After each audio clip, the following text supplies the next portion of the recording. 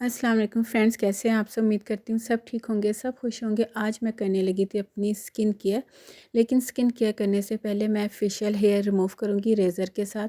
मैं first time full face पे razor use करूँगी। अगर आप मेरी फेशियल हेयर रिमूवल के हवाले से वीडियोस देखते हैं तो अक्सर आप देखते हैं मैं वैक्सिंग करती हूँ, लेकिन फ़र्स्ट टाइम मैं फुल फेस पे रेज़र यूज़ करूँगी। रेज़र यूज़ करने से पहले मैं अपने फेस पे अच्छा सा कोई मसाज ऑयल लगा लूँगी। आप कोई भी मसाज ऑयल लगा लो। अच्छा, बहुत सी लड़कियां होती है जो रेज़र करने के बाद स्क्रबिंग करती हैं, ठीक है। तो रेज़र के बाद कभी भी स्क्रबिंग नहीं करनी चाहिए, क्योंकि रेज़र जो है ना वो ख़ुद एक, जब हम फेशियल हेयर को रिमूव करते हैं ना तो साथ हमारी डेड स्किन को भी रिमूव कर देता है। तो कभी भी फेशियल हेयर रिमूव करने के बाद स्क्रब नहीं यूज़ करना चाहिए। स्किन ज़्यादा सेंसिटिव हो जाती है और पोर्स ओपन हो जाते हैं। अच्छा, अभी देख रहे हैं मैं फ़र्स्ट टाइम कर रही हूँ। मुझे डर भी लग रहा था क्योंकि मैंने कभी फुल फेस पे रेज़र नहीं यूज़ किया। मैं हमेशा जस्ट अपने फ़ोरहेड पे रेज़र यूज़ करती हूँ। लेकिन पता नहीं, आज मुझे थोड़ा सा शौक़ हुआ कि मैं फुल फेस पे रेज़र यूज़ कर रही हूँ। आप लोग देखते हो, मुझे देख रहे हो कि जो हेयर है वो मेरे कितने बारीक है और काफ़ी कम है। मींस के वैक्सिंग कर करके जो फेशियल हेयर है ना वो मेरे काफ़ी कम हुए हैं। वरना अक्सर लड़कियों के रेज़र यूज़ कर करके हेयर जो है वो थिक हो जाता है। पता नहीं, मैं जस्ट यही एक्सपीरियंस करना चाह रही हूँ कि वाकई ही फुल फेस पे रेज़र यूज़ करने से हेयर जो है फेशियल हेयर वो थिक होता है या नहीं। और फिर मैं आप लोगों के साथ अपना एक्सपीरियंस शेयर करूँगी।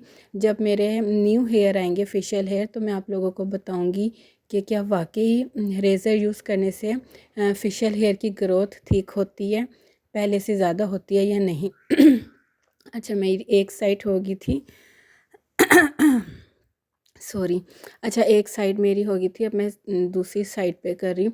और आपने बहुत छोटे छोटे स्ट्रोक में अपने फेशियल हेयर को रिमूव करना होता है। अच्छा, एक टिप देती जाऊँ, अगर आप फेशियल हेयर रिमूव करने से पहले अच्छी सी स्क्रबिंग कर लो ना तो उससे ये होता है कि स्किन और ज़्यादा स्मूथ हो जाती है। मैंने यहाँ पे स्क्रबिंग इसलिए नहीं की क्योंकि मैंने अभी 2 दिन पहले स्क्रबिंग की थी, तो मैं ज़्यादा स्क्रब यूज़ नहीं करती वरना मुझे एक्नी स्टार्ट हो जाती है। अब मैं फुल फेस पे रेज़र यूज़ करूँगी फ़ोरहेड पे। और इसके बाद मैं जो अपनी नाइट स्किन केयर में प्रोडक्ट यूज़ करती हूँ वो भी आप लोगों के साथ शेयर करूँगी। तो प्लीज़ वीडियो को लाइक कर दिया करें। मैं बहुत मेहनत करती हूँ जस्ट आप लोगों को ऑनेस्ट रिव्यू देने के लिए।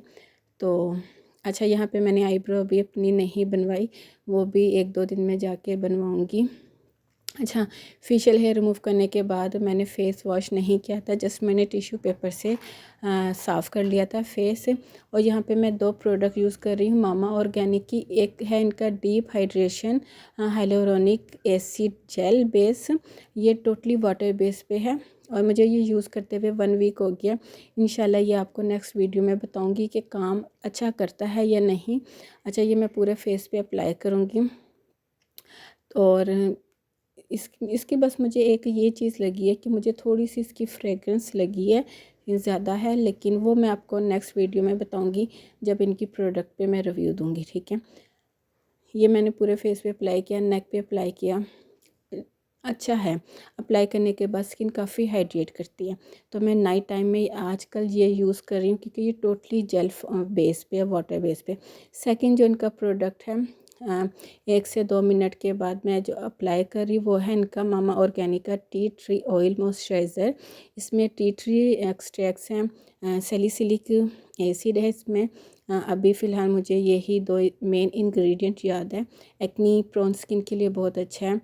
डार्क स्पॉट और ब्लैक हिट्स वाइट हिट्स वाली स्किन के लिए बहुत अच्छा है और बहुत इजीली स्किन में पेनिट्रेट हो जाता है। तो बिल्कुल भी फेस पे वाइट कास्ट नहीं देता है और बहुत लाइट वेट है इनका ये मामा ऑर्गेनिक का टी ट्री मॉइस्चराइज़र। तो आजकल मैं यही 2 प्रोडक्ट बहुत ज़्यादा यूज़ कर रही हूँ और इसने मेरी स्किन पे काफ़ी अच्छा काम भी किया है। तो इंशाल्लाह नेक्स्ट वीडियो में बताऊंगी कि आप लोग इसे बाय करें या ना नहीं करें। अभी जस्ट आप लोगों के साथ अपनी स्किन केयर शेयर कर रही थी। तो ये थी मेरी आज की वीडियो। उम्मीद करती हूँ आपको पसंद आएगी। पसंद आए तो लाइक कर दीजिएगा और मुझे कमेंट सेक्शन में ज़रूर बताइएगा मेरी आज की वीडियो आपको कैसी लगी।